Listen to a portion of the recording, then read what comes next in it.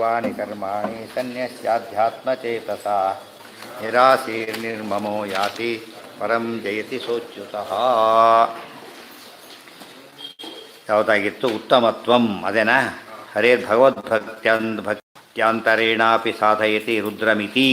ಈಗ ರುದ್ರಂ ಸಮಾಶ್ರಿತ ದೇವಾಃ ರುದ್ರೋ ಬ್ರಹ್ಮಾಣಮಾಶ್ರಿತಃ ಬ್ರಹ್ಮ ಮಾಮಾಶ್ರಿತೋ ನಿತ್ಯಂ ನಾಹಂ ಕಂಚಿದುಪಾಶ್ರಿತಃ. ಶ್ಲೋಕ ಆಗಿತ್ತು, ಅದಕ್ಕೆ ಅರ್ಥ ಹೇಳ್ತಾರೆ. ಉತ್ತಮತ್ವಂ ಹರೇಃ ಭಗವದ್ವಾಕ್ಯಾಂತರೇಣಾಪಿ ಸಾಧಯತಿ ರುದ್ರಮಿತಿ. ಶ್ರೀಹರಿಯ ಉತ್ತಮತ್ವವನ್ನು ಹರೇಃ ಉತ್ತಮತ್ವಂ ಹರೇಃ ಭಗವದ್ವಾಕ್ಯಾಂತರೇಣ ಭಗವಂತನ ಇನ್ನೊಂದು ವಾಕ್ಯವನ್ನು ಕೊಟ್ಟು ಹೇಳ್ತಾ ಇದ್ದಾರೆ. ಹಿಂದಿನ ವಾಕ್ಯ ಯಾವುದಾಯಿತೋ ಅವೆಲ್ಲ ಆಯ್ತು. ಈಗ ಇನ್ನೊಂದು ವಾಕ್ಯ ಯಾವುದದು ಅಂದರೆ ರುದ್ರಮಿತಿ. ಋಷ್ಯಾದ್ಯ ದೇವಾನಾಮಾಶ್ರಿತ್ಯ ವರ್ತಂತೆ.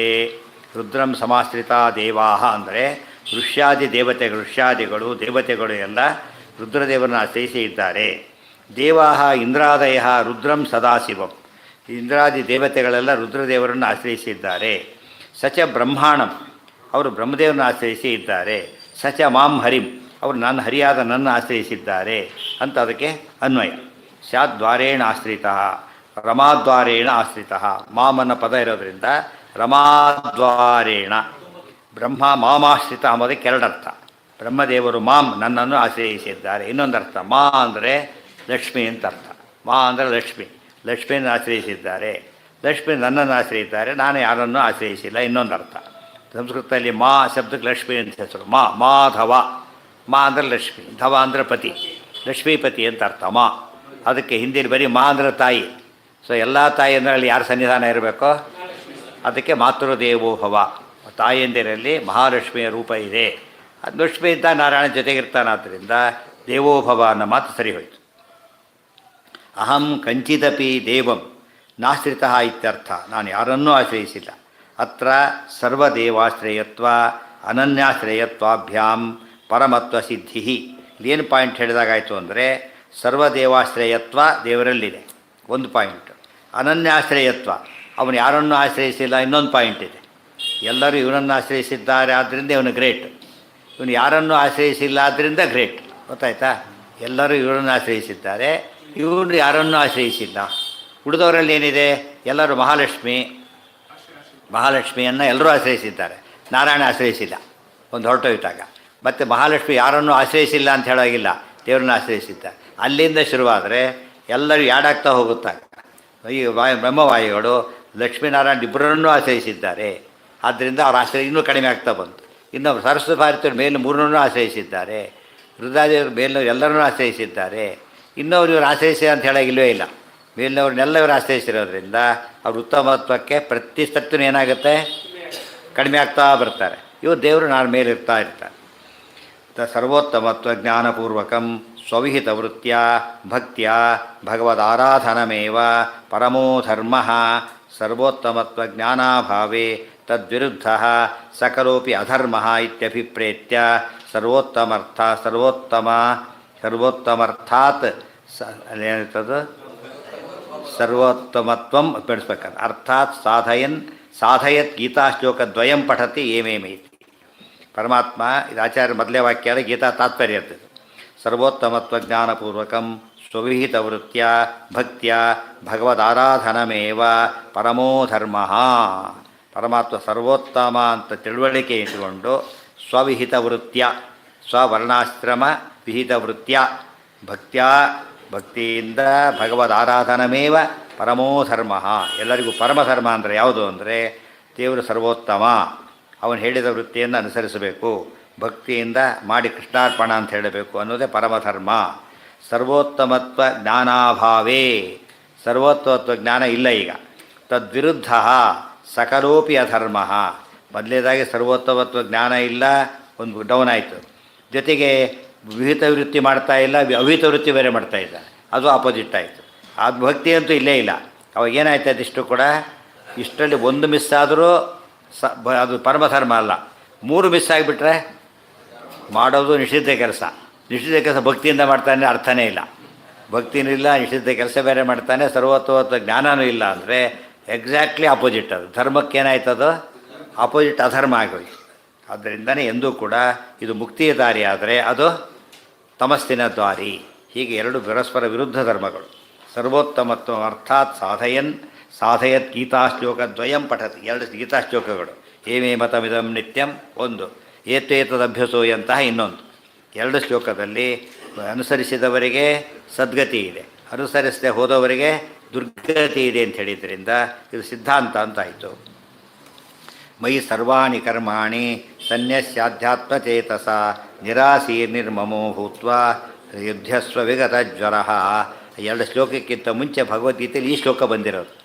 ಅದಕ್ಕೆ ಇತಿ ಪೂರ್ವಶ್ಲೋಕೆ ಮಮ, ಪೂರ್ವಶ್ಲೋಕೆ ಅಂದರೆ ಎರಡು ಶ್ಲೋಕಗಳ ಮುಂಚಿನ ಶ್ಲೋಕದಲ್ಲಿ ಮಯಿ ಸರ್ವಾಣಿ ಕರ್ಮಾಣಿ ಸನ್ಯಸ್ಯ, ಅದೇ ಯಸ್ಮಿನ್ ಸರ್ವಾಣಿ ಕರ್ಮಾಣಿ ಕನ್ಯಸ್ಯ ಅಧ್ಯಾತ್ಮಚೇತಸ ಏನು ಮಾಡಬೇಕು, ನಿರಾಸಿ ನಿರ್ಮಮೋ ಯಾತಿ ಪರಂ ಜೈತಿ ಸೋಚ್ಯುತಃ. ಈ ಶ್ಲೋಕನೇ ಮಯಿ ತೆಗೆದು ಯಸ್ಮಿನ್ ಹಾಕಿದರು, ಯುದ್ಧಸ್ವ ಭಾರತ ತೆಗೆದುಬಿಟ್ಟು ಭೂತ್ವ ಪರಂ ಜಯತಿ ಸೋಚ್ಯುತ ಅಂತ ಹಾಕಿದ್ರು. ಆದ್ದರಿಂದ ಗೀತಾ ಶ್ಲೋಕವೇ ಪ್ರಮಾಣ ಆ ಮಾತಿಗೆ. ಇತಿ ಪೂರ್ವಶ್ಲೋಕೆ ಮಮ ಸರ್ವೋತ್ತಮತ್ವಾತ್ ಮದರ್ಪಣಾದಿ ಕುರು ಇತಿ ಉಕ್ತಂ. ನಾನು ಸರ್ವೋತ್ತಮನಾದ್ದರಿಂದ ನನಗೆ ಅರ್ಪಣೆ ಮಾಡು ಅಂತ ಹೇಳಿದ್ದಾನೆ. ತದಿದಮ್ಮೆ ಮತಂ ಕರ್ಮ ಯೇ ಮಾನವಾಹ ಶ್ರದ್ಧಾವಂತಹ. ಇದನ್ನು ತಿಳ್ಕೊಳ್ಬೇಕು ಅಂಬೋದು ಎಷ್ಟು ಮುಖ್ಯನೋ. ಹೇಗೆ ತಿಳ್ಕೊಬೇಕು ಅದನ್ನು? ಶ್ರದ್ಧೆಯಿಂದ ತಿಳಿಬೇಕು, ಭಕ್ತಿಯಿಂದ ತಿಳಿಬೇಕು. ಶ್ರದ್ಧಾ ತು ಆಸ್ತಿಕ್ಯ ಬುದ್ಧಿ ಸ್ಯಾತ್. ಶ್ರದ್ಧೆ ಅಂದ್ರೇನು? ಆಸ್ತಿಕ್ಯ ಬುದ್ಧಿ. ಆಸ್ತಿಕ್ಯ ಬುದ್ಧಿ ಅಂದ್ರೇನು? ನಂಬಿಕೆ. ಗೊತ್ತಾಯ್ತಾ? ನಂಬಿಕೆ. ನಂಬಿಕೆ ಅಂದರೆ ಏನಂತ ಅರ್ಥ? ಇದು ಹಾಗೇ ಆಗುತ್ತೆ, ಇದರಲ್ಲಿ ಎಂದೂ ಕೂಡ ಮೋಸ ಇಲ್ಲ ಅನ್ನೋದೇ ನಂಬಿಕೆ. ಗೊತ್ತಾಯ್ತಾ? ಸರ್ಕಾರಿ ಒಂದು ವೇಳೆ ಕೊಟ್ಟು ಜನ ಏನು ಮಾಡ್ತಾರೆ, ಅದನ್ನು ನಂಬ್ತಾರೆ. ಅದಕ್ಕೆ ಮೋಸ ಮಾಡಿದರೆ ಸರ್ಕಾರನೇ ಆಗೋದಿಲ್ಲ. ಆದ್ದರಿಂದ ಅದು ಹೇಳಿದ್ದು ವ್ಯಾಲಿಡ್ ಅಂತ ನಂಬ್ತಾರೆ. ಆ ನಂಬಿಕೆ ಇರಬೇಕು. ಈ ಕಂಡಕ್ಟರ್ ದುಡ್ಡು ಕೊಡ್ತಾನೆ, ಟಿಕೆಟ್ ಕೊಡಬೇಕು, ಅವನು ದುಡ್ಡು ಇಸ್ಕೊಂಡು ಹೋಗ್ಬಿಟ್ಟು ಆ ಕಡೆಗೆ ನಾವೇನು ಮಾಡ್ತೀವಿ, ಓ ಮೋಸ ಮೋಸ ಅಂತ ಕೂಗೋದಿಲ್ಲ. ಯಾತಕ್ಕೆ? ಅವನು ಹೋಗಿ ಬರುತ್ತಾ ಕೊಡ್ತಾನೆ. ನಂಬಿಕೆ ಇದೆ. ಈಗ ಆ ಕ್ಷಣನೇ ಕೂಗೋದಿಲ್ಲ. ಯಾವಾಗ ಕೂಗ್ತಾನೆ? 20 ಕೇಳಿ ಬಂದವರು ಕೊಡೋದಿಲ್ಲ, ನೀವು ದುಡ್ಡೇ ಕೊಟ್ಟಿಲ್ಲ ಅಂದಾಗ ಶುರುವಾಗುತ್ತೆ ಮೋಸ ಅಂತ. ಇಲ್ಲ ಹೀಗೆ ಕೊಡ್ಲಿಕ್ಕೆ ಯಾರೂ ಸಾಧ್ಯ ಇಲ್ಲ. ಈ ದುಡ್ಡು ಕೊಟ್ಟು ಟಿಕೆಟ್ ಕೊಡೋದು ಇಟ್ಕೊಬಿಟ್ಟು ಏನು ಮಾಡಬೇಕೀಗ? ಇಬ್ಬರು ಕೂಡ ಬದಲೇ ಯಾರು ಬಿಡಬೇಕು, ಅದು ಪಂಚಾಯಿತಿ ಆಗುತ್ತೆ. ಇಟ್ಕೊಂಡು ಆಸ್ಟ್ರೇಲಿಯದಲ್ಲಿ ಕೂಡ ಗಲಾಟೆ ಮಾಡ್ಬೋದು. ಇಲ್ಲಿವರೆಗೆ ಕೊಟ್ಟ ತಕ್ಷಣ ತಗೊಂಡ್ಬಿಟ್ರೆ, ಅವ್ರನ್ನ ಯಾರು ಕೊಟ್ಟರೆ ಏನು ತಗೊಂಡ್ಬಿಟ್ರೆ ಆ ರೀತಿ ಮಾಡಿ ಏನಾಗುತ್ತೆ?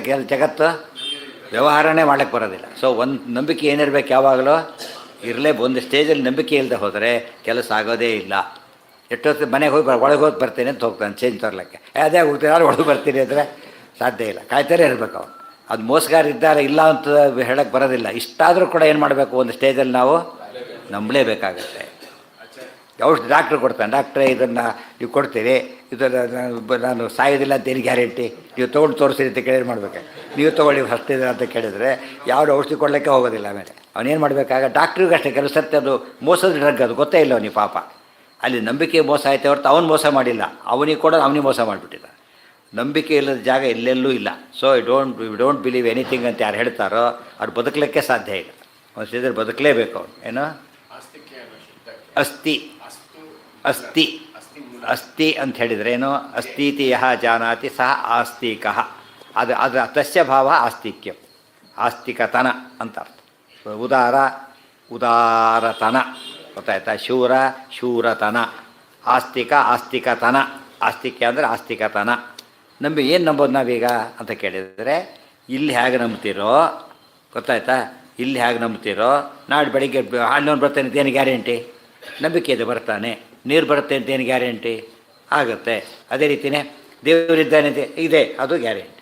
ಅದು ಇಲ್ಲಿ ನಂಬಿಕೆಯನ್ನು ಏನು ಮಾಡ್ಕೋಬೇಕು? ಅಲ್ಲಿಗೆ ಹೇಳ್ಕೋಬೇಕು. ಅವ್ನು ನಾಳೆ ಹಾಲಿನವ್ನು ಯಾವನು ಬರ್ತಾನೋ ಗೊತ್ತಿಲ್ಲ, ಏನಾಗುತ್ತೆ ಗೊತ್ತಿಲ್ಲ, ನೀರು ಯಾವನು ಬಿಡ್ತಾನೋ ಗೊತ್ತಿಲ್ಲ, ರೆಡಿಯಾಗಿ ಕೂತ್ಬಿಟ್ಟಿದ್ದಾನೆ. ಅದೇ ರೀತಿಯೇ ಆದರೆ ಅವರೆಲ್ಲ ತಪ್ಪೋ ಚಾನ್ಸ್ ಇದೆ. ಮಧ್ಯೆ ದೇವರು ದೋಷ ದೂರ ಗುಣಪೂರ್ಣನಾದ್ದರಿಂದ ನಿಜವಾಗಲೂ ಯಾರನ್ನು ಜಾಸ್ತಿ ನಂಬಬೇಕು? ದೇವರೇ ನಂಬಬೇಕು. ಅದಕ್ಕೆ ಅನನ್ಯಾಶ್ಚಿಂತೆಯಂತೋ ಮಾಂ, ನಂಬಿಕೆಟ್ಟವರಿಲ್ಲವೋ ರಂಗಯ್ಯನ. ಎಂಥವ್ರನ್ನ ನಂಬಿಕೆಟ್ಟವರು ಇದ್ದಾರೆ, ಆದರೆ ದೇವ್ರ ನಂಬಿಕೆಟ್ಟವ್ರು ಒಬ್ಬರೂ ಇಲ್ಲ. ಅದರಿಂದಾಗಿಯೇ ಅಲ್ಲಿ ನಂಬಿಕೆ ಬೇಕು. ಇವನು ಸಸ್ಪೆಕ್ಟ್ ಮಾಡಿದೆ ಫಸ್ಟ್ ದೇವ್ರನ್ನ. ಯಾರೋ ಒಬ್ಬರು ಹಿಂದೆ ಯಾವುದೋ ಸಮಸ್ಯೆ ಹೇಳ್ಕೊಂಬಂದರು ಪಾಪ, ಈ ಪಾದಕ್ಷೇತ್ರದಲ್ಲಿ ಹೀಗೆ ಮಾಡಿಸಿ ಅಂತ ಹೇಳಿದರೆ ಅಕಸ್ಮಾತ್ ಮಾಡಿಸ್ತೇವೆ, ಕೆಲಸ ಆಗೋದ್ರೆ ಏನು ಮಾಡಬೇಕು ಅಂತ ಕೇಳಿದೆ. ನೀನು ಮಾಡಿಸು ಬೇಡ, ಆಗೋದಿಲ್ಲ, ಹೋಗುತ್ತೆ, ಕಳಿಸ್ಕೊಟ್ಟೆ. ಹಾಗಿದ್ದು ಈ ರೀತಿ ಎಲ್ಲ ಇದು ಮಾಡೋದೇನು? ಲಕ್ಷಾಂತರ ಖರ್ಚು ಮಾಡ್ತಾ ಇಲ್ಲ. ಲಕ್ಷಾಂತರ ಖರ್ಚು ಮಾಡಿ ಮೋಸ ಹೋದವರು ಇದ್ದಾರೆ. ಆದರೆ ಮಾಡೋದು ಸ್ವಲ್ಪ, ಅದು ಆಗೋದಿಲ್ಲ ಅಂತ ತಿಳ್ಕೊಂಡ್ರೆ ಇನ್ನು ಮಾಡಲಿಕ್ಕೂ ಆಗೋದಿಲ್ಲ, ಫಲನೂ ಆಗೋದಿಲ್ಲ. ಇಂಥ ಅಪ್ರೋಚ್ ಸರಿ ಅಲ್ಲೇ ಇಲ್ಲ. ಇದೆಲ್ಲಿ ಮಾಡಬೇಕಿದನ್ನು? ಇದಕ್ಕೆ ಆಧಾರ ಇಲ್ಲದೆ, ಇದು ಆಧಾರ ಇದೆ, ಅದಕ್ಕೆ ವಾಯುಸ್ಥಿತಿ ಆಧಾರ ಇದೆ. ಎಂತೆಂಥವ್ರು ಅವ್ರು ವಾದಿರಾಜರಂತ ಜ್ಞಾನ ಪ್ರತಿಷ್ಠಾಪನೆ ಮಾಡಿದ್ದಾರೆ. ಅಲ್ಲಿ ನಂಬಿಕೆ ಇಲ್ಲ ಅಂತ ಹೇಳಿದರೆ ನೀವು ಯಾವುದನ್ನು ನಂಬಿ ಪ್ರಯೋಜನ ಇಲ್ಲ. ನಂಬದೇ ಇರಲಿಕ್ಕೆ ಸಾಧ್ಯನೇ ಇಲ್ಲ ಒಂದಲ್ಲ ಒಂದು ಸ್ಟೇಜಲ್ಲಿ. ಬ್ರಹ್ಮ ತದಿದಂ ಮೇ ಮತಂ ಕರ್ಮ ಯೇ ಮಾನವಾ ಶ್ರದ್ಧಾವಂತಹ ಶ್ರದ್ಧಾತು ಆಸ್ತಿಕ್ಯ ಬುದ್ಧಿ ಸ್ಯಾತ್. ಆಚಾರ್ಯ ಕೋಟ್ ಮಾಡಿರೋ ವಾಕ್ಯ ಅದು. ಶ್ರದ್ಧಾ ಅಂದರೆ ನಂಬಿಕೆ ಅಂತ ಅರ್ಥ. ಇತಿ ಉಕ್ತ ಪ್ರಕಾರೇಣ ಅತ್ರೋಕ್ತಮಸ್ತಿ ಮಮ ಅತ್ರಾಸ್ತಿ ಪ್ರಯೋಜನಂ. ಅದೇ ಇಲ್ಲಿ ಹೇಳಿದ್ದಿದೆ, ಇದು ನನ್ನ ಪ್ರಯೋಜನ ಇದೆ. ಆಸ್ತಿಕ್ಯ ಬುದ್ಧಿ ಒಂದು ಇದಿದೆ, ನನಗೆ ಬೇಕಾಗಿದೆ, ಬೇಕಾಗಿದ್ದೇ ಇದೆ. ಇನ್ನೊಂದು ಇದೆ, ಅದು ಸತ್ಯ, ನನಗೆ ಬೇಕಾಗಿಲ್ಲ ಅಷ್ಟೇ. ಗೊತ್ತಾಯ್ತಾ? ನನಗೆ ಬೇಕಿಲ್ಲ. ಶ್ರದ್ಧೆ ಎರಡು ವಿಧ. ಈ ಎರಡು ಇದ್ದಾಗ 100%. ಈ ವಸ್ತು ಹೇಳಿದ ಸರಿ, ನನಗೆ ಬೇಕಾಗಿರೋದು ಹೌದು, ಅದು 100%. ವಸ್ತು ಸರಿ, ನನಗೆ ಬೇಕಿಲ್ಲ ಅಷ್ಟೇ. ಅದೇನದು? ವಸ್ತುವಿನ ಬಗ್ಗೆ ಶ್ರದ್ಧೆ ಇದೆ, ನಾನು ಬೇಕು ಅಂತೇಳಿ ನಿಮಗೆ ಆಸಕ್ತಿ ಇಲ್ಲ. ಈ ರೀತಿ ತಿಳ್ಕೊಂಡಾಗ ಪೂರ್ಣ ಶ್ರದ್ಧೆ ಆಯಿತು. ಆಸ್ತಿಕ್ಯ ಬುದ್ಧಿವಂತಹ ಅನಸೂಯಂತು ಅಸೂಯಾದಿ ವಿಧುರಾಹ ಸಂತಹ ಅನುತಿಷ್ಠಂತಿ ಕುರ್ವಂತಿ ತೇ ಮಾನವಾಹ ಕರ್ಮಭಿಃ ಕರಣೈಃ ಜ್ಞಾನಾದಿದ್ವಾರ ಸಂಸಾರಾನ್ ಮುಚ್ಚಂತೆ. ಈ ರೀತಿ ನಂಬಿಕೆ ಇಟ್ಟು ಮಾಡ್ತಾ ಇದ್ದರೆ ಅವ್ರು ಮುಂದೆ ಮುಕ್ತರಾಗ್ತಾರೆ. ಕಿಮುತ ಜ್ಞಾನೇನ ಇತ್ತಿ ಅಪಿಹಿ ಕೌಮತ್ತೆ. ಈ ರೀತಿ ಇದ್ದರೆ ಮುಂದೆ ಜ್ಞಾನದ್ವಾರ ಮುಕ್ತರಾಗ್ತಾರೆ. ಕರ್ಮಾಚರಣೆ ಮಾಡಿದವರು ಜ್ಞಾನದ್ವಾರ ಮುಕ್ತರಾಗ್ತಾರೆ. ಆದರೆ ಜ್ಞಾನನೇ ಹಿಡಿದವರು ಮುಕ್ತರಾಗಲೇಬೇಕಾದ್ರಿಂದಾಗೇ ಜ್ಞಾನದ್ವಾರನೇ ಮುಕ್ತ ಆಗಬೇಕಾದ್ರೆ ಜ್ಞಾನನೇ ಹಿಡಿದಾಗ ಡೈರೆಕ್ಟಾಗಿ ಮುಕ್ತರಾಗ್ತಾರೆ. ಆದ್ದರಿಂದ ಜ್ಞಾನ ಕರ್ಮ ಎರಡೂ ಬೇಕು ನಮಗೆ. ಹೆಚ್ಚು ಯಾವುದು ಬೇಕು ಅದರಲ್ಲಿ? ಜ್ಞಾನ ಬೇಕು. ಅದನ್ನೇ ಎಲ್ಲ ತಾತ್ಪರ್ಯ. ಅದು ಜ್ಞಾನವೂ ಕರ್ಮ ಮಾಡಿ ಜ್ಞಾನಿಗಳಾಗಿರ್ತಾರೆ, ಮತ್ತೆ ಕರ್ಮ ಮಾಡಿ ಆನಂದಾತಿಶಯ ಪಡೀತಾರೆ. ಕರ್ಮದ ಸ್ಟೇಜ್ ಎರಡು, ಬಿಫೋರ್ ಜ್ಞಾನ ಆ್ಯಂಡ್ ಆಫ್ಟರ್ ಜ್ಞಾನ. ಬಿಫೋರ್ ಜ್ಞಾನ ಲೀಡ್ಸ್ ಟು ಜ್ಞಾನ, ಆಫ್ಟರ್ ಜ್ಞಾನ ಲೀಡ್ಸ್ ಟು ಆನಂದಾತಿಶಯ. ಸೊ ಎರಡು ರೋಲ್ ಇದೆ ಅದಕ್ಕೆ. ಮೊದಲು ಓದ್ತಾನೆ ಕೆಲಸ ಸಿಗ್ತದೆ, ಆಮೇಲೆ ಓದ್ತಾನೆ ಇನ್ಕ್ರಿಮೆಂಟ್ ಬರುತ್ತಲ್ಲ ಹಾಗೆ. ಮೊದಲು ಓದೋದೆಲ್ಲ ಕೆಲಸ ಸಿಗೋದಕ್ಕೆ, ಆಮೇಲೆ ಓದೋದೆಲ್ಲ ಇನ್ಕ್ರಿಮೆಂಟು ಪ್ರಮೋಷನ್ನು ಅದಕ್ಕೆ. ಆದ್ದರಿಂದ ಎರಡು ಸ್ಟೇಜಲ್ಲಿ ಓದಿದೆ ಅವನಿಗೆ. ಅದು ಕಿಮುತ ಜ್ಞಾನೇನ ಇತ್ತಿ ಅಪಿಹಿ ಕೈಮುತ್ತೆ. ಯಾವುದೂ ಓದಲಿಲ್ಲ ಆದರೂ ಪ್ರಮೋಷನ್ ಕೊಡ್ತಾರೆ. ಅದಕ್ಕೆ ಅಂದರೆ ಅವ್ನಿಗೆ ಕೆಲಸ ಮಾಡಿದ್ದರಿಂದನೇ ಜ್ಞಾನವೃದ್ಧಿ ಆಯಿತು. ಸರ್ವಿಸ್ನಿಂದ ಏನು ಬಂತು ಅವನಿಗೆ? ಜ್ಞಾನವೃದ್ಧಿ ಆಯಿತು. ಅದು ಯಾಕೆ ಎಕ್ಸ್ಪೀರಿಯೆನ್ಸ್ ಕೊಡುತ್ತೆ ಅವನಿಗೆ. ಎಕ್ಸ್ಪೀರಿಯೆನ್ಸ್ ಕೊಡೋದು ಎಂಥವನಿಗೂ ಕೂಡ ಕೈ ಸುಟ್ಕೊಂಡೆ ಇನ್ನೊಂದು ಮಾಡಬಾರ್ದು ಅಂತ ಜ್ಞಾನ ಬರುತ್ತಲ್ಲ, ಆ ರೀತಿ ಜ್ಞಾನ ಬರೋದಿದೆ. ಆದ್ದರಿಂದ ಅದಕ್ಕೆ ಬೆಲೆ ಇದೆ. ಅಕರಣೆ ಬಾಧಕಂ ವಕ್ತಿ ಏತು ಇತಿ. ಕರಣೆ ಸಾಧಕಂ, ಅಕರಣೆ ಬಾಧಕಂ. ಮಾಡಿದರೆ ಸಾಧಕ, ಬಿಟ್ಟರೆ ಬಾಧಕ. ಏತು ಇತಿ ಯೇ ಮಾನವಾಹ ಮನುಜಾಹ ಅಸೂಯಾದಿ ದೋಷವಂತಹ ಏತತ್ ಪೂರ್ವೋಕ್ತಂ ಮೇ ಮತಂ ಮದಭಿಮತಂ ಕರ್ಮ ನ ಅನುತಿಷ್ಠಂತಿ. ನಾನು ಹೇಳಿದಂಥ ಕರ್ಮವನ್ನು ಯಾರು ಮಾಡೋದಿಲ್ವಲ್ಲ ತಾನ್ ಸರ್ವಜ್ಞಾನ ವಿಮೂಢಾನ್. ವೆರಿ ಇಂಪಾರ್ಟೆಂಟ್ ನೋಡಬೇಕು. ಕರ್ಮಾಚರಣೆ ಸರಿಯಾಗಿ ಮಾಡ್ತಾ ಹೋದ್ರೆ ಏನಾಗುತ್ತೆ? ಜ್ಞಾನ ಬರುತ್ತೆ. ಕರ್ಮ ಬಿಟ್ಟ ತಕ್ಷಣ ಏನಾಗುತ್ತೆ? ಜ್ಞಾನ ಹೋಗುತ್ತೆ. ಅರ್ಥ ಆಯ್ತಾ ಈಗ? ಅದಕ್ಕೆ ಸರ್ವಜ್ಞಾನ ವಿಮೂಢಾನ್. ಎಲ್ಲ ಕರ್ಮವನ್ನು ಬಿಡ್ಲಿಕ್ಕೆ ಶುರು ಮಾಡಿದ್ರೆ ಏನಾಯ್ತು ಅಲ್ಲಿಗೆ? ಎಲ್ಲ ಜ್ಞಾನ ಹೊರಟು. ಆದ್ದರಿಂದ ಯಾವಾಗ ವಿಚಾರ ಕೆಡಿಸ್ಬೇಕು ಅಂತಿದ್ದರೆ ಅದು ಆಚಾರ ಬಿಡಿಸಿದ್ರೆ ವಿಚಾರ ಏನಾಗುತ್ತೆ ಅಲ್ಲಿಗೆ? ಆಟೋಮೆಟಿಕಾಗಿ ಬಿದ್ದೋಗ್ಬಿಡುತ್ತೆ. ಆದಷ್ಟು ಭಾರಿ ಹುಷಾರಾಗಿರ್ಬೇಕು. ಮತ್ತು ಕಲಿಯುಗದಲ್ಲಿ ಹಾಗೇನೆ ದುರಾಚಾರ, ಸಿಕ್ಕಲ್ಲಿ ತಿನ್ನು ಸಿಕ್ಕಲ್ಲಿ ಕುಡಿ ಮಾಡ್ತಾ ಮಾಡ್ತಾ ಏನಾಯ್ತು ಅಲ್ಲಿಗೆ? ಜ್ಞಾನ ಲೋಪಕ್ಕೆ ಕಾರಣ ಆಯ್ತು. ಜ್ಞಾನ ಇದ್ದವ್ರಿಗೆ ಜ್ಞಾನ ಹೋಗುತ್ತೆ, ಜ್ಞಾನ ಇಲ್ಲದವ್ರಿಗೆ ಜ್ಞಾನ ಬರೋ ಚಾನ್ಸೇ ಇಲ್ಲ. ಮೊದಲಿಗಿಂತ ಹೆಚ್ಚು ಏನಾಗುತ್ತೆ ಅವ್ರಿಗೆ ಇನ್ನೂ ಕೂಡ ಅಜ್ಞಾನ ಪೇಸ್ಟ್ ಮೆತ್ಕೊಳ್ಳೋಕೆ ಶುರುವಾಗುತ್ತೆ. ಸರ್ವಜ್ಞಾನ ವಿಮೂಢಾನ್ ಸರ್ವಜ್ಞೇಯ ವಿಷಯಕ ಮಿಥ್ಯಾಜ್ಞಾನೋಪೇತಾನ್. ಸರ್ವಜ್ಞಾನ ವಿಮೂಢರು ಅಂದರೆ ಸರ್ವಜ್ಞೇಯ ವಿಷಯಕ, ತಿಳ್ಕೋಬೇಕಾದ ಎಲ್ಲ ವಿಷಯದ ಬಗ್ಗೆ ತಪ್ಪು ತಿಳುವಳಿಕೆ ಬಂದು ಹಾಳಾಗಿ ಹೋಗ್ತಾರೆ. ಅತೇವ ವಿವೇಕ ಜ್ಞಾನ ವಿಧುರಾನ್. ವಿವೇಕ ಜ್ಞಾನ ವಿಧುರಾನ್. ಚಿತಿ ಸಂಜ್ಞಾನೇ ಇತಿ ಧಾತೋ. ಚಿತಿ ಸಂಜ್ಞಾನೆ ಅಂತ ಧಾತು. ಸರ್ವಜ್ಞಾನ ವಿಧುರರಾಗ್ತಾರೆ ಅಂತ ಕೇಳಿದರೆ ಎಲ್ಲ ಜ್ಞಾನಗಳನ್ನು ಕಳ್ಕೊಂಡು ಬಿಡ್ತಾರೆ. ಅಚೇತಸಃ ಅನ್ನೋ ಪದ ಇದೆ. ಅಚೇತಸಃ ಚಿತಿ ಸಂಜ್ಞಾನೆ. ಜ್ಞಾನಹೀನರಾಗಿ ಮಿಥ್ಯಾಜ್ಞಾನಕ್ಕೊಳಗಾಗಿ ನಾಶವಾಗ್ತಾರೆ. ಇರೋ ಬರೀ ಸದಾಚಾರ ಇತ್ತು ಅಂದರೆ ಒಂದಲ್ಲ ಒಂದು ದಿವಸ ಏನು ಚಾನ್ಸ್ ಇದೆ ಅವನಿಗೆ? ಮೇಲೆ ಬರೋ ಚಾನ್ಸ್ ಇದೆ. ಸದಾಚಾರ ಬಿಟ್ಬಿಟ್ರೆ ಅವ್ನು ಮೇಲೆ ಇದನ್ನೇ ಬಿಟ್ಬಿಡ್ತಾನಲ್ಲ, ಹೋಯ್ತು ಅವ್ರಿಗೆ. ಬೇಸಿಕ್ಕಿಂದ ಕಳ್ಕೊಂಡ್ಬಿಡ್ತಾನೆ. ತದೇವ ನಷ್ಟಾನ್ ನರಕಯೋಗ್ಯಾನ್ ವಿದ್ಧಿ ಜಾನೀಹಿ ಇತ್ಯರ್ಥ. ಇವನು ಕೆಲಸದಲ್ಲಿದ್ದ, ಯಾವುದೋ ರೂಲ್ಸ್ ರಿವೈಸ್ ಮಾಡಿದ್ರು ಅಪ್ಲೈ ಆಯಿತು ಅವನಿಗೆ. ರಿಸೈನ್ ಮಾಡಿದ, ಮರುದು ಸೇರೋ ಚೇಂಜ್ ಆಯ್ತು. ಇನ್ನು ಅಪ್ಲಿಕಬಲ್ ಅಲ್ಲ. ಯಾತಕ್ಕೆ? ಕೆಲಸದಲ್ಲಿ ಇಲ್ಲ, ಬಿಟ್ಟಾಯ್ತು ಅವರು. ಎಷ್ಟೋ ಸರ್ತಿ ಹಾಗೆ ಮಾಡ್ಕೊಂಡವ್ರು ಇದ್ದಾರೆ. ಆ ದುರದೃಷ್ಟ ಹೇಗಿರುತ್ತೆ ಅಂದರೆ, ಒಂದು ಸರ್ತಿ ಏನಾಯಿತು, ಆ ಟೆಂಪ್ರರಿ ಲೆಕ್ಚರರ್ಸ್ನೆಲ್ಲ ಸುಮಾರಾಗಿ ಒಂದು 20 ವರ್ಷ ಕೆಳಗೆ ಟೆಂಪ್ರರಿ ಲೆಕ್ಚರ್ಸ್ ಯಾರ್ಯಾರಿದ್ದಾರೆ ಎಲ್ಲ ಪರ್ಮನೆಂಟ್ ಅಂತ ಗೌರ್ಮೆಂಟ್ ಮಾಡಿ ಹಾಕಿಬಿಡ್ತು ಒಂದು ಸಲ. ಟೆಂಪ್ರರಿ ಇರೋರನ್ನೆಲ್ಲ ಕೂಡ. ಒಬ್ಬ ವ್ಯಕ್ತಿ ಏನು ಮಾಡಿದ, ಅದು ಹೇಳಿದ್ದೆ, ಬಿಡಬೇಡ ಬಿಡಬೇಡ ಕಾಯ್ತಾ ಇರು ಅಂತೇಳಿ. ಅವ್ನು ಕಾಯಲಿಲ್ಲ. ಸರಿ 5 ಗಂಟೆಗೆ ಇದು ಮಾಡ್ಕೊಂಡು ಬಂದ. ನಾನು ರಿಸೈನ್ ಮಾಡಿದೆ ಅಂಥೇಳಿ ಬೆಳಿಗ್ಗೆ ಪೇಪರಲ್ಲಿ ಬಂತು. ಇವತ್ತಿದ್ದ ಇರೋರು ಎಲ್ಲರೂ ಜಗಳ. ಎಷ್ಟು ದುರ್ದೈವ ಹೇಗಿರಬೇಕು, ದುರ್ದೈವ ಹೇಗಿರ್ತದೆ ಅಂತ ಕೇಳಿದರೆ ಅಷ್ಟು ಇದು. ಕೆಲವರು ಕೊಡೋದು ಒಂದು ಸ್ವಲ್ಪ ಪೋಸ್ಟ್ ಬೇಡ ಬಂದುಬಿಡುತ್ತೆ. ಅದು ಒಂದು ದಿವಸ ಏನಾಗುತ್ತೆ ಹೇಳೋಕ್ಕೆ ಬರೋದಿಲ್ಲ ಅಂದರೆ ತುಂಬ ಆಶ್ಚರ್ಯ. ಅದು ಯೋಗ ಇಲ್ಲ ಅನ್ನೋದಕ್ಕೆ ಒಳ್ಳೆಯ ದೃಷ್ಟಾಂತ. ಕೊನೆಯವರೆಗೆ ಮತ್ತೆ ಅದು ಚಾನ್ಸ್ ಅದು ಅಂಥ ಸುಲಭವಾಗಿ ಸಿಂಪಲ್ ಆಗ ಕೆಲಸ ಜನ್ಮದಲ್ಲೇ ಆಗೋದಿಲ್ಲ ಮತ್ತೆ ಆ ರೀತಿ ಆಗಿಬಿಡುತ್ತೆ. ಅದಕ್ಕೆಲ್ಲ ದೇವರ ಅನುಗ್ರಹ ಇದ್ದರೆ ಮಾತ್ರ ಸಾಧ್ಯ. ಅಕರಣೇ ಬಾಧಕಂ ವಕ್ತಿ ಏತು ಇತಿ ಯೇ ಮಾನವಾಹ ಮನುಜಾಹ ಅಸೂಯಾದಿ ದೋಷವಂತಹ ನಾನು ತಿಷ್ಟಂತೆ. ಕೊನೆಗೆ ಎಲ್ಲ ರೀತಿ ಹಾಳಾಗೋದ್ರಿಂದ ಸತ್ಕರ್ಮವನ್ನು ಯಾವಾಗಲೂ ಬಿಡ್ಕೊಡು. ಅತ್ರ ಶ್ಲೋಕದ್ವಯೇನ ಉತ್ತಮತ್ವ ಜ್ಞಾನಿ ಅಜ್ಞಾನಿ ಪ್ರಶಂಸಾ ನಿಂದಾಭ್ಯಾಂ. ಇನ್ನೂ ಹೇಳಿದ್ರೆ ಆಫೀಸರ್ ಇರುತ್ತೆ, ದುಷ್ಟ ಕೆಟ್ಟ ಆಫೀಸರ್ ಇರ್ತಾರೆ. ಸಿಟ್ಟು ಬಂದು ಆಫೀಸೇ ಕ್ಲೋಸ್ ಮಾಡಿಬಿಟ್ರು. ಏನಾಯ್ತು ಅಲ್ಲಿಗೆ? ಆಫೀಸ್ ಹೋಯಿತು. ಆದರೆ ಆಫೀಸನ್ನು ಹಿಡ್ಕೊಂಡಿದ್ದು ಬರೀ ಆಫೀಸರ್ ಮಾತ್ರ ಚೇಂಜ್ ಮಾಡಿ ಅಂತ ಹೇಳಿದರೆ ಒಳ್ಳೆಯ ಬರೋ ಚಾನ್ಸ್ ಇದೆ. ಅದು ಆಫೀಸರ್ ಕ್ಲೋಸ್ ಮಾಡಿಬಿಟ್ರೆ ಅದು ಬರೋ ಚಾನ್ಸೇ ಇಲ್ಲ. ಅದಕ್ಕೆ ಯಾವಾಗಲೂ ಮನೆಯಲ್ಲಿ ಧರ್ಮಾಚರಣೆ ಉಳಿಸ್ಕೊಂಡಿದ್ರೆ ಇವನಿಗೆ ಜ್ಞಾನ ಇಲ್ಲದೆ ಹೋದರು ಮಕ್ಕಳು ಮೊಮ್ಮಕ್ಕಳು ಯಾರು ಏನು ಬರುತ್ತೆ? ಜ್ಞಾನ ಬರುತ್ತೆ. ಆಚಾರ ಬಿಟ್ಟಾನು ಏನಾಯ್ತು ಅಲ್ಲಿಗೆ? No entry. ಉಳಿದವ್ರಿಗೆ ಬರದಂತೆ ಆಗಿಬಿಡುತ್ತಾರೆ. ಆದರೆ ತುಂಬ ಜನಗಳು ಇವತ್ತು ನಾವು ಹೇಗೂ ಓದಲಿಲ್ಲ, ಮುಂದವ್ರು ಯಾಕೆ ಓದ್ತಾರೆ ಅಂತ ತಿಳ್ಕೊಂಡು ಬಿಟ್ಬಿಡ್ತಾರಲ್ಲ, ತಪ್ಪದು. ನೀನು ಸರಿಯಾಗಿದ್ದೀಯಾ, ಆದ್ದರಿಂದ ಮುಂದೆ ಓದೋ ಚಾನ್ಸ್ ಇದೆ. ನೀನು ಡೀಲಿಂಗ್ ಮಾಡ್ಕೊಂಬಿಟ್ರೆ ಅಲ್ಲಿ ಪೂರ್ತಿ ಹೋಗಿಬಿಡುತ್ತೆ. ಆದ್ದರಿಂದ ನಮಗೆ ಪೂರ್ತಿ ಜ್ಞಾನ ಬರದೇ ಇದ್ದ ಸಮಯದಲ್ಲಿ ಕರ್ಮಾಚರಣೆನಾದ್ರೂ ಮಾಡ್ಕೊಂಡಿರ್ಬೇಕು. ತಿರುಕುಳ ಪಂಡಿತಾಚಾರ ಹಾಗಿದ್ದಕ್ಕೆ ಅವ್ರಿಗೆ ತಂದೆ ಹೇಳಿದ್ದಾರೆ ಇದು ಉಪಯೋಗ ಇಲ್ಲ, ಫಾಲೋ ಮಾಡಬೇಡ ಅಂತ. ಬೇರೆ ಟೆಕ್ಸ್ಟ್ ಇಲ್ಲ ಅವರಿಗೆ. ಆಗ ಅವ್ರು ಏನು ಮಾಡಿದರು? ಅಲ್ಲಿವರೆಗೂ ನಾನು ಸ್ಮೃತಿ ಧರ್ಮಾನ್ ಭೃಶ್ಯಾಮ್ ಆಚಾರ ಅಂತ ಏವ, ಶಾಸ್ತ್ರೋಕ್ತ ಸದಾಚಾರ ಇಟ್ಕೋತೇನೆ ಅಂತ ಇಟ್ಕೊಂಡ್ರು. ಆಚಾರ ಇಟ್ಕೊಂಡ್ರು, ಆಚಾರ್ಯರೇ ಸಿಕ್ಕರು ಮುಂದೆ ಅವರಿಗೆ. ಆಚಾರ ಇಟ್ಕೊಂಡಿದ್ದಕ್ಕೆ ಶ್ರೀಮದ್ ಆಚಾರ್ಯರೇ ಗುರುಗಳಾಗಿ ಸಿಕ್ಕರು ಅಂತ ಹೇಳಿದರೆ ಎಷ್ಟು ಪುಣ್ಯ. ಅದಕ್ಕೆ ಯಾವ ಕಾಲಕ್ಕೂ ಆಚಾರಹೀನಂ ನ ಪುನಂತಿ ವೇದ. ಆಚಾರನ ಯಾವ ಕಾಲಕ್ಕೂ ಬಿಡ್ಲಕ್ಕೆ ಹೋಗಬಾರ್ದು. ಅತ್ರ ಶ್ಲೋಕದ್ವಯೇನ ಉತ್ತಮತ್ವ ಜ್ಞಾನಿ ಅಜ್ಞಾನಿ ಪ್ರಶಂಸಾ ನಿಂದಾಭ್ಯಾಂ. ವಾಕ್ಯ ಹೇಗಿದೆ ನೋಡಿ. ಶ್ಲೋಕದ್ವಯೇನ ಉತ್ತಮತ್ವ ಜ್ಞಾನಿ ಅಜ್ಞಾನಿ ಪ್ರಶಂಸಾ ನಿಂದ. ಉತ್ತಮತ್ವ ಜ್ಞಾನಿ ಪ್ರಶಂಸ, ಉತ್ತಮತ್ವ ಅಜ್ಞಾನಿ ನಿಂದ. ಆತಿ ರೆಸ್ಪೆಕ್ಟಿವ್ಲಿ ಓದ್ಕೋಬೇಕು. ಇದು ಆಪೋಸಿಟ್. ಅದು ನಿಂದಾ ಪ್ರಶಂಸಾಭ್ಯಾಮ್ ಅಂದ್ರೇನು? ಹೊಗಳೋದು ಬೈಯೋದರಿಂದ ಅಂದರೆ ಏನರ್ಥ? ರೆಸ್ಪೆಕ್ಟಿವ್ಲಿ ಹೊಗಳೋದು, ರೆಸ್ಪೆಕ್ಟಿವ್ಲಿ ಇದು ಮಾಡೋದು. ಜ್ಞಾನಿ ಪ್ರಶಂಸ ಅಜ್ಞಾನಿ ನಿಂದ ಇವುಗಳಿಂದ ಸರ್ವೋತ್ತಮತ್ವೇ ತಾತ್ಪರ್ಯಮವಗಮ್ಯತೆ. ವಿಷ್ಣು ಸರ್ವೋತ್ತಮತ್ವ ಅನ್ನೋದು ಮಹಾತಾತ್ಪರ್ಯ ಅಂತ ಅರ್ಥ. ಅರ್ಥವಾದಸ್ಯ ತಾತ್ಪರ್ಯ ಹೇತುತ್ವ. ಅರ್ಥವಾದ ಅಂದ್ರೇನು? ಮಾಡಿದರೆ ಒಳ್ಳೆಯದಾಗತ್ತೆ, ಬಿಟ್ಟರೆ ಕೆಟ್ಟ. ಮಾಡಿದರೆ ಒಳ್ಳೆಯದಾಗುತ್ತೆ ಎಂಬುದೇನದು? ಸ್ತುತಿ. ಬಿಟ್ಟರೆ ಕೆಟ್ಟದಾಗತ್ತೆ ಎಂಬುದೇನು? ನಿಂದ. ಇದಕ್ಕೆ ಅರ್ಥವಾದ ಅಂತ ಕರೀತಾರೆ. ಸೊ ಅರ್ಥವಾದಸ್ಯ ತಾತ್ಪರ್ಯ ಹೇತುತ್ವ. ಅರ್ಥವಾದದಿಂದ ಏನಾಗುತ್ತೆ? ಯಾವಾಗಲೂ ತಾತ್ಪರ್ಯ ಗಟ್ಟಿಯಾಗುತ್ತೆ. ಇದನ್ನು ತೊಗೊಂಡೋದ್ರೆ ನೋಡಿ ಪುಸ್ತಕನ, ಎಷ್ಟು ಒಳ್ಳೆಯದಾಯ್ತು ಗೊತ್ತಾ ಅವರಿಗೆ ಅಂತ ಹೇಳಿದರೆ, ನೀವು ತೊಗೊಂಡ್ರೆ ನಿಮಗೂ ಒಳ್ಳೆಯದಾಗುತ್ತೆ ಅಂತ ಅರ್ಥ. ಅವನು ಬಿಟ್ಬಿಟ್ಟು ಔಷಧಿ ಹೇಳಿದೆ ಕೇಳಲೇ ಇಲ್ಲ, ತೊಗೊಳ್ಳೇ ಇಲ್ಲ, ಹೋಗೇ ಬಿಟ್ಟ, ನಿಂದೆ ಅದು.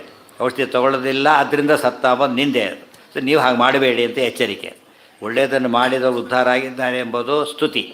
ಇದನ್ನು ಬಿಟ್ಟು ಕೆಟ್ಟವರ ಹಾಳಾಗಿ ಹೋಗಿದ್ದಾರೆ ಎಂಬುದು ನಿಂದೆ ಅದು. ಆ ನಿಂದೆಯ ತಾತ್ಪರ್ಯ ಸ್ತುತಿಯಲ್ಲಿ. ಎರಡರ ತಾತ್ಪರ್ಯ ಇದು ಮಾಡಲೇಬೇಕು ಅಂತ ಹೇಳಿದ್ರು. ಅದಕ್ಕೆ ಅರ್ಥವಾದ ಅಂತಿದ್ರು. ಸ್ತುತಿ, ನಿಂದ, ಪುರಾಕೃತಿ ಮತ್ತು ಪುರಾಕೃತಿ ಹಿಂದೆ ಮಾಡಿದವರಿದ್ದಾರೆ. ಏವಂ ಜ್ಞಾತ್ವಾ ಕೃತಂ ಕರ್ಮ ಪೂರ್ವೈರಪಿ ಮೂಕ್ಷುಭಿ. ಇನ್ನೊಂದು ಕೊಟ್ಟರು, ನೋಡಯ್ಯ ಇದು ಭಾರಿ ಔಷಧಿ, ತೊಗೊಂಡ್ರೆ ಒಳ್ಳೆಯದಾಗತ್ತೆ. ಇದು ಭಾರಿ ಕೆಟ್ಟದ್ದು, ಬಿಡಕ್ಕೆ ಹೋಗಬೇಡ. ಸ್ತುತಿ ಮಾಡಿ ನಿಂದೆ ಮಾಡ್ದ. ನಿಮ್ಮ ತಾತ ನಿಮ್ಮ ಮುತ್ತಾತ ಎಲ್ಲ ಇನ್ನು ತೊಗೊಂಡೇ ಉದ್ಧಾರ ಆದವರು. ಅದೇನದು? ಪರಾಕೃತಿ. ಹಿಂದೆ ದೊಡ್ಡವರೆಲ್ಲ ಮಾಡಿದ್ದಾರೆ, ಇನ್ನೂ ಹಿಂದಿನವ್ರು ಮಾಡಿದ್ದಾರೆ. ಆ ರೀತಿ ಹೇಳಿದಾಗ ಏನಾಯ್ತು? ಅಲ್ಲಿಗೆ 4 ಮಾಡಿದಾಗ ಪರ್ಫೆಕ್ಟ್ ಆಗೋಯ್ತು. ಆಗ ಅವನಿಗೆ ಡೌಟೇ ಬರೋದಿಲ್ಲ. ಅದನ್ನು ಅರ್ಥವಾದ ಅಂತ ಕರೀತಾರೆ. ಅನೇಕರು ಅರ್ಥವಾದ ಅಂದರೆ ಸುಮ್ಮನೆ ಹೇಳ್ತಾರೆ ಅಂತ ತಿಳ್ಕೊಂಡು, ಸುಮ್ಮನೆ ಹೇಳೋದಲ್ಲ, ಮಹಾ ತಾತ್ಪರ್ಯಕ್ಕೆ ಕನೆಕ್ಟ್ ಮಾಡ್ಲಿಕ್ಕೆ ಹೇಳ್ತಾರೆ. ಎಲ್ಲರಿಗೂ ಸ್ವರೂಪದಲ್ಲಿ ಜ್ಞಾನ ಇರುತ್ತೆ. ಹಾಂ. ಯಾವಾಗ? ಯಾಕೆ? ಇಲ್ಲ ದೊಡ್ಡದು ಮಾಡಬೇಕು. ಕರ್ಮ ಜ್ಞಾನ ಆಗಬೇಕು. ಅದು ಯಾವಾಗಲೂ ಬೆಳಿಬೇಕದು. ಉದಾಹರಣೆಗೆ ಇಷ್ಟೆಲ್ಲ ಫ್ಯೂಯಲ್ ಇಟ್ಕೊಂಡಿದ್ದಾನೆ, ಎಷ್ಟು ಫ್ಯೂಯಲ್ ಇಟ್ಕೊಂಡು ಹತ್ತೋದಿಲ್ಲ. ಇಷ್ಟೇ ಕಿಡಿಯಿಂದ ಹಚ್ತಾನೆ, ದೊಡ್ಡದಾಗಿ ಹುಚ್ಚಿಬಿಡುತ್ತೆ. ನಮ್ಮ ಸ್ವರೂಪ ಜ್ಞಾನ ಮೊದಲು ಎಷ್ಟಿರುತ್ತೆ? ಇಷ್ಟೇ ಇರುತ್ತೆ. ಸಾಧನೆ ಮಾಡಿ ಏನಾಗುತ್ತದೋ ಅಪ್ರೋಚ್ ಜ್ಞಾನವಾಗಿ ಚೇಂಜ್ ಆಗಿಬಿಡುತ್ತೆ. ಅರ್ಥ ಆಯ್ತಾ? ಆ ದೃಷ್ಟಿಯಿಂದ ಬೇಸಿಕಲಿ ಜ್ಞಾನ ಇಲ್ಲ. ಇದು ಜಡಪಸ್ತು ಜ್ಞಾನನೇ ಇಲ್ಲ. ಅದಕ್ಕೆ ಏನು ಮಾಡಿದ್ರೆ ಏನಾಗೋದಿಲ್ಲ, ಅದು ಜ್ಞಾನ ಬರೋ ಚಾನ್ಸೇ ಇಲ್ಲ. ಆದರೆ ಚೇತನ ಅಂದರೆ ಸ್ವಲ್ಪ ಜ್ಞಾನ ಇದೆ ಅವನಿಗೆ. ಡೆಫಿನೇಷನ್ ಪ್ರಕಾರನೇ ಏನಿದೆ? ಸ್ವಲ್ಪ ಜ್ಞಾನ. ಆ ಜ್ಞಾನ ಯಾವುದಕ್ಕೆ ಸಾಲದು? ಅಪ್ರೋಚ್ ಜ್ಞಾನಕ್ಕೆ ಸಾಲದು. ಯಶಸ್ಸು ಹೋದವ್ರು ಜ್ಞಾನಿನೇ, ಆದರೆ ಆಫೀಸರ್ ಕೆಲಸಕ್ಕೆ ಅವನಿಗೆ ಸಾಲ್ತದ್ದು. ಅದು ಅವ ಏನು ಮಾಡ್ಬೇಕು? ಅವ್ನು ಇಂಪ್ರೂವ್ ಮಾಡ್ಕೊಂಬಿಟ್ರೆ ಸಾಕಾಗ. ಅಪರೋಕ್ಷ ಜ್ಞಾನಕ್ಕೆ ಈ ಜ್ಞಾನ ಏನು ಮಾಡುತ್ತೆ, ಹೆಲ್ಪ್ ಮಾಡುತ್ತೆ. ಇದು ಬೆಳೆಸ್ತಾ ಹೋಗ್ಬೇಕಾಗುತ್ತೆ. ಚಿಕ್ಕ ಚಿಕ್ಕ ಕಿಡಿನ ಊದಿ ಊದಿ ಊದಿ ಏನು ಮಾಡ್ತಾನೆ, ಅದನ್ನು ಬೆಳೀತಾ ಹೋಗುತ್ತೆ. ಅವು ದೊಡ್ಡ ಬೆಂಕಿ ಆಗಿಬಿಡುತ್ತೆ. ಆ ರೀತಿ ಜ್ಞಾನ ಪ್ರಜ್ವಲಿಸ್ಬೇಕು. ಇರೋ ಜ್ಞಾನ ಏನಾಗಬೇಕು, ಅದು ಪ್ರಜ್ವಲಿಸ್ಬೇಕು. ಇಲ್ಲದವ್ರು ಆಗೋದಿಲ್ಲ. ದೊಡ್ಡ ಕೆಲಸ ಇಟ್ಕೊಂಡು ಒಂದು 100 ಹೇಳಿದ 20 kg ಅಕ್ಕಿ ಹಾಕಿಬಿಟ್ಟು ದೊಡ್ಡ ಹಂಡೆಯಲ್ಲಿ ಇಟ್ಬಿಟ್ಟಿದ್ದಾನೆ. ಸಣ್ಣ ಮೇಣದ ಬೆತ್ತಿ ಕೆಳಗೆ ಹಚ್ಚಿಟ್ಬಿಟ್ಟಿದ್ದಾನೆ. ಇಷ್ಟೇ ಎಂದಿಗಾಗಬೇಕು ಅನ್ನೋದು. ಆ ಬೆಂಕಿ ಇಲ್ಲ ಅಂತೇನೋ ಅಲ್ಲ, ಆದರೆ ಏನಾರು ಆಗುತ್ತಾ ಅದು? ಯಾಕೆ? ಇನ್ಅಡಿಕ್ವೇಟ್ ಅದು.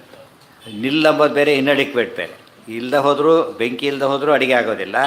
ಸಫಿಷಿಯೆಂಟ್ ಇಲ್ಲದೆ ಹೋದರೂ ಅಡುಗೆ ಕೆಲವೊಮ್ಮೆ ಕೆಟ್ಟೋಗ್ಬಿಡುತ್ತೆ. ಆ ಕಡೆ ಇಲ್ಲ ಈ ಕಡೆ ಇಲ್ಲ, ಅರ್ಧಷ್ಟೇ ನಿಂತೋಗ್ಬಿಟ್ರೆ ಯಾರೂ ಬೀಳಕ್ಕೆ ಬರಲ್ಲ. ಆ ರೀತಿ ಆಗುತ್ತೆ. ಅದಕ್ಕೆ ಯಾವಾಗಲೂ ಅಡಿಕ್ವೇಟ್ ಅಂಬೋದು ಬೇಕು. ಇವತ್ತು ಜ್ಞಾನ ಅಡಿಕ್ವೇಟ್ ಆಗಿ ಮಾಡಿಕೊಳ್ಳೋದೇ ಸಾಧನೆಯ ಉದ್ದೇಶ. ಮೋಕ್ಷಕ್ಕೆ ಹೋಗೋಷ್ಟು ಸಮರ್ಥ ಜ್ಞಾನ ಇಲ್ಲ ನಮಗೀಗ. ಮೋಕ್ಷಕ್ಕೆ ಹೋಗೋಷ್ಟು ಜ್ಞಾನ ಬರಬೇಕದು.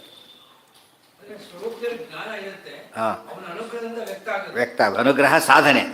ಅನುಗ್ರಹ ಯಾವ ಮಾಡ್ತಾನೆ? ಸಾಧನೆ ಮಾಡಿದರೆ. ಸರೆಂಡರ್ ಆದರೆ ಸಾಧನೆ ಮಾಡಿಸ್ತಾನೆ ಕೂಡ. ನಿವೃತ್ತಾದೀನಿ ಕರ್ಮಾಣಿ ಅಪರೋಕ್ಷೇಷಷ್ಟೇ ಅದಾಯ್ತು. ಅದಾದಮೇಲೆ ದೌಭೂತ ಸರ್ಗೌ ಲೋಕೇಸ್ಮಿನ್ ದೈವ ಆಸುರ ಏವಚ ವಿಷ್ಣು ಭಕ್ತಿ ಪರೋ ದೈವೋ ವಿಪರೀತಸ್ತಥಾಸುರ. ಆ ಕೆಲವು ಪ್ರಶ್ನೆಗಳು ಬರುತ್ತೆ. ಎಲ್ಲರೂ ಯಾಕೆ ಮಾಡೋದಿಲ್ಲ ಹಾಗಿದ್ದರೆ ಅಂತ ಪ್ರಶ್ನೆ ಬರುತ್ತೆ. ಅದಕ್ಕೆ ದೌಭೂತ ಸರ್ಗವು ಲೋಕೇಸ್ಮಿನ್, ಸ್ವರೂಪದಲ್ಲೇ ಭೇದ ಇದೆ. ಸಾತ್ವಿಕ ರಾಜಸ ತಾಮಸ ಅಂತ ಸ್ವರೂಪದಲ್ಲೇ ಭೇದ ಇರೋದರಿಂದ ಎಷ್ಟೇ ಹೇಳಿದರೂ ಕೂಡ ತಾಮಸನಾದವನು ಮಾಡೋದೇ ಇಲ್ಲ, ಅದು ಸಾತ್ವಿಕನಾದವನು ಬಿಡೋದೇ ಇಲ್ಲ. ಅವ್ನು ಡಿಲೇ ಮಾಡ್ಬೋದೇ ಹೊರತು ಬಿಡ್ಲಿಕ್ಕಾಗೋದಿಲ್ಲ. ನಮ್ಮಲ್ಲಿ ಸ್ವಲ್ಪ ಗೊತ್ತಾಗತ್ತೆ. ಹೇಳಿಲ್ಲ, ಹಳ್ಳಿಯವನು ತುಂಬ ಬಡವ, ದುಡ್ಡಿನ ಅವಶ್ಯಕತೆ ಇದೆ, ದಾರಿಯಲ್ಲಿ ಹೋಗ್ತಾನೆ, ಯಾರೋ ಹತ್ರ ಬಿಡಿಸ್ಕೊಂಡು ಹೋಗ್ತಿರ್ತಾನೆ. ಇವನ್ನೆದ್ರಿ ನೋಡ್ತಲಕ್ಕೆ ತಾನು ಬೇಕಾಷ್ಟು ದುಡ್ಡು ಬಿದ್ದುಬಿಡ್ತಲ್ಲಿ. ಇವರು ತೊಗೊಳ್ಳೋ ಬುದ್ಧಿ ಬರೋದಿಲ್ಲ ಅವನಿಗೆ. ಯಾವ ಶಾಸ್ತ್ರನೂ ಓದಿಲ್ಲ ಅವನು. ಏನು ಹೇಳ್ತಾ ಅನ್ನೋದು ಅಲ್ಲಿ ನೋಡಿ, ಇವರು ದುಡ್ಡು ಬಿಡಿಸ್ಕೊಡ್ರಿ ಅಂತ ಹೇಳ್ತಾನೆ. ಇವತ್ತು ತೊಗೊಂಡು ಹೋಗೋದು ಬೇಕಾದ್ರೆ ತೊಗೊಳ್ಳೋದಿಲ್ಲ, ಅದಕ್ಕೆ ಒಪ್ಪೋದಿಲ್ಲ ಅವನ ಮನಸ್ಸು. ಎಲ್ಲಿದ್ದು ಸ್ವರೂಪದಲ್ಲೇ ಏನಿದೆ ಅವನಿಗೆ? ಒಳ್ಳೆಯದು ಕೆಟ್ಟದ್ದು ಜ್ಞಾನ ಇದೆ. ಇನ್ನೊಬ್ಬನು ಬೀಳಿಸ್ಕೊಂಡ್ರಲ್ಲ, ಬೀಳಿಸ್ಕೊಳ್ಳೋ ಬಾಡಿ ತೊಗೋತಾನೆ. ಅದಕ್ಕೆ ಅವನಿಗೆ ಸ್ವರೂಪದಲ್ಲೇ ಏನಿದೆ ಕದಿಬೇಕು ಅಂತಿದೆ. ಅದನ್ನು ಬದಲಾಯಿಸ್ಲಿಕ್ಕೆ ಎಜುಕೇಷನ್ ಕೊಟ್ಟರೆ ಏನು ಮಾಡ್ತಾನೆ ಗೊತ್ತಾ? ಅವನಿಗೆ ಇನ್ನೂ ಚೆನ್ನಾಗಿ ಕದಿ ಪ್ಲಾನ್ ಮಾಡ್ತಾ ಹೋಗ್ತಾನೆ. ಅವನು ಕಳ್ಳತನದ ಬಗ್ಗೆ ಜ್ಞಾನ ಹೇಳೋಕ್ಕೆ ಹೋದರೆ ಅವನು ಇನ್ನೂ ಹೆಚ್ಚು ಸಿಸ್ಟಮೆಟಿಕ್ಕಾಗಿ ಕಳ್ಳತನ ಮಾಡ್ತಾನೆ.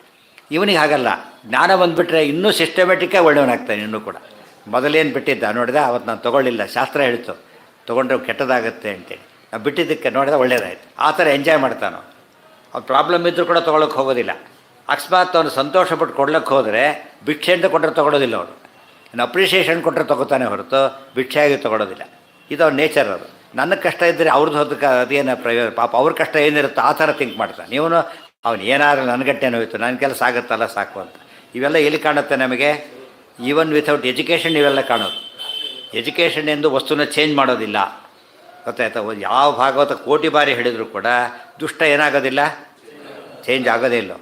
ಆದರೆ ಒಳ್ಳೆಯವನು ಭಾಗವತ ಒಂದು ಶ್ಲೋಕ ಹೇಳಿದ್ರೆ ಚೇಂಜ್ ಆಗ್ತಾನೆ. ಯಾಕೆ? ಬೇಸಿಕ್ ಕ್ವಾಲಿಟಿ ಅವನಲ್ಲಿದೆ. ಇದು ಆಚಾರ್ಯ ಹೇಳಿದರೆ ಜನಕ್ಕೆ ಗೊತ್ತಾಗ್ತಿದ್ದಿಲ್ಲ. ತುಂಬ ಜನಕ್ಕೆ ಉತ್ತರ ಅದೇ, ಓದೋರೆಲ್ಲ ಯಾಕೆ ಒಳ್ಳೆಯವರಾಗಿಲ್ಲ ಅಂದರೆ, ಓದೋರು ಒಳ್ಳೇದಾಗ್ತಾರೆ ಮೊದಲು ಯಾರು ಹೇಳಿದ್ದಾರೆ ನಿಂಗೆ? ಫಸ್ಟು ಓದೋರು ಒಳ್ಳೆಯದಾಗ್ತಾರೆ ಅಂತ ಹೇಳಿ ಇಲ್ಲ. IAS officer corrupt, IAS officer ಲಂಚ ತೊಗೋಬಾರ್ದು ಅಂತ ಗೊತ್ತಿಲ್ವಾ? ಬೇಸಿಕಲಿ ಗೊತ್ತು ಅವನಿಗೆ. ಅದು ಕರೆಕ್ಷನ್ ಆ್ಯಂಟಿ ಕರೆಕ್ಷನ್ ಡಿಪಾರ್ಟ್ಮೆಂಟಲ್ಲೇ ಇರೋನು ತೊಗೋತಾನೆ. ಅದಕ್ಕೆ ಅವನಿಗೆ ಅದರಲ್ಲಿ ನಂಬಿಕೆ ಇಲ್ಲ, ಧರ್ಮದಲ್ಲಿ ನಂಬಿಕೆ ಇಲ್ಲ. ನಾಲೆಡ್ಜ್ ಇದೆ, ಅವನಿಗೆ ಅಪ್ಲಿಕೇಶನ್ ಬಗ್ಗೆ ನಂಬಿಕೆ ಇಲ್ಲ. ಯಾಕೆ? ಸ್ವರೂಪದಲ್ಲಿ ಜ್ಞಾನ ಇಲ್ಲ. ಇವನು ಹಾಗಲ್ಲ, ಒಂದು ಅತ್ಯಂತ ಪ್ರಾಮಾಣಿಕ. ಆಚಾರ್ಯ ಹೇಳಿದ ಸಿದ್ಧಾಂತ ಜೀವತರದ್ದು ಒಪ್ಪಲೇಬೇಕಾಗ. ಜೀವತರದ್ದು ಒಪ್ಪದೆ ಹೋದರೆ, ಜ್ಞಾನ ಕೊಡೋದನ್ನ ಎಲ್ಲರೂ ಚೇಂಜ್ ಆಗೋದಾದರೆ ಜಗತ್ತೆಲ್ಲ ಚೇಂಜ್ ಆಗಿಬಿಡ್ತಾಯಿತ್ತು. ಚೇಂಜ್ ಆಗೋದಿಲ್ಲ ಹಾಗೆಲ್ಲ. ಯೋಗ್ಯರಿಗೆ ಜ್ಞಾನ ಕೊಟ್ಟರೆ ಮಾತ್ರ ಚೇಂಜ್ ಆಗುತ್ತೆ. ಅದು ತೋರಿಸ್ಲಿಕ್ಕೆ ಕೃಷ್ಣ ಏನು ಮಾಡ್ದ? ಸಂಧಿಗೆ ಹೋಗ್ತೀನಿ, ಸಂಧಿ ಆಗೋದಿಲ್ಲ ಅಂತ ತೋರ್ಸ್ಲಿಕ್ಕೆ ಹೋಗ್ತೀನಿ ಅಂತ ಹೇಳ್ತಾನೆ. ಸಂಧಿ ಮಾಡಲಿಕ್ಕೆ ಅಂತ ಕೃಷ್ಣ ಹೋಗೋದಿಲ್ಲ. ಸಂಧಿ ಆಗೋದಿಲ್ಲ ನೋಡಿ ಅಂತ ಹೇಳೋದಕ್ಕೋಸ್ಕರ ಹೋಗ್ತಾ ಇದ್ದಾರೆ ಅಷ್ಟೇ. ಆದರೆ ಕೃಷ್ಣ ಕೆಲವು ತುಂಬ ಜನ ಹೇಳೋದು ಕೃಷ್ಣನ ಬಗ್ಗೆ ಹೇಳೋದು, ಪಾಪ Krishna tried is best but in vane. Krishna ಕೈಯಲ್ಲಿ ಆಗಲೇ ಇಲ್ಲ ಅಂತ ಹೇಳಿ. ಕೃಷ್ಣ ಇನ್ನೂ ಚೇಂಜ್ ಮಾಡೋಕ್ಕೆ ಟ್ರೈಯೇ ಮಾಡಿಲ್ಲ. ಫಸ್ಟು ಚೇಂಜ್ ಮಾಡೋದನ್ನ ತೋರ್ಸ್ಲಿಕ್ಕೆ ಮಾಡ್ತಿದ್ದಾನೆ ಹೊರತು ಚೇಂಜ್ ಮಾಡ್ಲಿಕ್ಕೆ ಹೊರಟೇ ಇಲ್ಲ. ಅದಕ್ಕೆ ಗಾಂಧಾರಿ ಅರ್ಥ ಮಾಡ್ಕೊಳ್ಳೋದು ಬೈದ್ಬಿಟ್ರು ಕೃಷ್ಣನ. ನೀನು ಮನಸ್ಸು ಮಾಡಿದರೆ ನನ್ನ ಮಗನ ಚೇಂಜ್ ಮಾಡ್ಬೋದಾಗಿತ್ತು, ಮಾಡಲಿಲ್ಲ, ಅದರಿಂದ ಶಾಪ ಕೊಡ್ತೇನೆ ಅಂತೇಳಿ. ಅಂದರೆ ಸಿದ್ಧಾಂತನೇ ಬಿಟ್ಬಿಟ್ಲಾಕೆ. ಕೃಷ್ಣ ಎಂದು ಏನು ಮಾಡುತ್ತೇನೆ ಅಂತ ಹೇಳೋದು, ವಸ್ತುಗಳನ್ನು ಚೇಂಜ್ ಮಾಡ್ಲಿಕ್ಕೆ ಹೊರಟಿಲ್ಲ ನಾನು, ವಸ್ತುಗಳಿಗೆ ಪೂರ್ಣತೆ ಕೊಡ್ತೇನೆ ಹೊರತು ಎಂದೂ ಕೂಡ ಚೇಂಜ್ ಮಾಡೋದಿಲ್ಲ. ಅದು ಭಗವಂತನ ನಿಯಮ. ಸತ್ಯ ಸಂಕಲ್ಪತೋ ವಿಷ್ಣು ನಾಣ್ಯಥಾತು ಕರಿಷ್ಯತಿ. ಇದು ಬೇಸಿಕ್ ತಿಳ್ಕೊಂಡಾಗ ನಾವು ಎಜುಕೇಷನ್ ಕೊಟ್ಟ ಮಾತ್ರಕ್ಕೆ ಎಲ್ಲರೂ ಚೇಂಜ್ ಆಗ್ತಾರೆ ಅಂತ ಏನು ಮಾಡಿ ತಿಳ್ಕೊಬಾರ್ದು. ಅಂಥೇಳಿ ಕೊಡದೆ ಹೋದರೆ ಯೋಗ್ಯನೂ ಕೂಡ ಪೂರ್ಣ ಪಡಲಿಕ್ಕೆ ತೊಂದರೆ ಆಗುತ್ತಾನೆ. ಅದು ಬೇಕವನು, ಇಲ್ಲದವರು ಸಾಧ್ಯ ಇಲ್ಲ. ಅದಿರಲಿ. ನಾಡಿದ್ದು ಸರ್ವೇಂದ್ರಿಯ ಪ್ರೇರಕೇಣ ಶ್ರೀ ಪ್ರಾಣಪತಿನೇರಿತಃ ಯದವೋಚಮಹಂ ತೇನ ಪ್ರಿಯತಾಂ ಕಮಲಾಲಯ.